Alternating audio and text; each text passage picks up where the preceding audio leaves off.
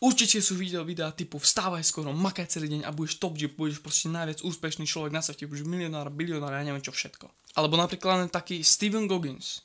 Dobrá, ale z toho by som nemal robiť srandu. Dnes si proste rozoberieme motiváciu a ako ju dosiahnuť. Motivácia netrvá dlho, je to pocit, ktorý je krátky a nemusí sa často vyplácať. No ale z nejakého dôvodu aj tak ľudia majú radi. Dajme tomu, ja vám opíšem nejakú tú moju motiváciu. Ja keď dajme tomu vidím nejakú kameru, ja teraz som dosť na techniku, čiže keď uvidím nejakú Sony Burano, tak hneď proste už musím si spraviť nejaký set, musím si proste niečo natočiť, musím si niečo vyskúšať, aby som proste niekedy v živote dosiahol tú vec. Čiže aj vy si musíte nájsť nejakú vec, nejakého človeka, proste nejaký ten cieľ, ktorý chcete dosiahnuť. Každý z nás má nejakú vec, ktorá ho motivuje dopredu. A ak ju fakt, že nemáš, tak kamarát, máš poriadny problém. Pretože keď ju nemáš, tak nemá zmysel v živote a v podstate robíš každý deň to isté, nudí sa. Ja neviem, kamarát, napíš mi do komentáru, čo robíš, keď nemáš žiadny proste cieľ ani zmysel, proste what?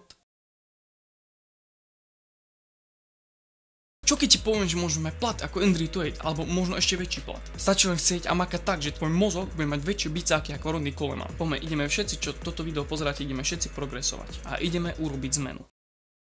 Asi nejak takto vyzerá motivácia na bežnom Instagrame, YouTube, TikToku a proste na sociálnych sieťach. Nejako takto jednoducho vyzerá motivácia. Stačí, keď si tam nejaké dáte drahé autá, peniaze, nejaký váš cieľ, čo chcete a proste už ten človek na vás kešuje. Ale keď nemáte cieľ a nemáte nič, tak si povedzte sami, či je vám takto dobre. A keď hej, tak ja sa nestarám. Tak som potom rád, že vám je dobre. Dobre, ale s týmto videom som chcel trošku aj poukázať na jednu vec. Každý, kto práve teraz pozerá toto video, poďte všetci do komentárov a rozpíšte sa. Napíšte tam úplne všetko, čo len chcete. Proste napíšte tam vaše ciele, dajme tomu gymbro. Proste ak chceš byť nejaký gymbro, chceš dosiahnuť nejakú váhu, chceš dosiahnuť nejaký cut alebo dačo, tak si to tam napíš. A presne o rok urobím presne takéto isté videjko, kde dáme nejaké vyhodnotenie, či som ja dosiahol svoje ciele, či ste vy dosiahli svoje ciele a ja dole do komentáru napíšem svoj cieľ, ešte si to tam pripnem, aby ste to všetci videli a pripnem jednoznačne ten najzaujímavejší cieľ, ktoré to fakt musel teraz zapnúť tú plejko naplno.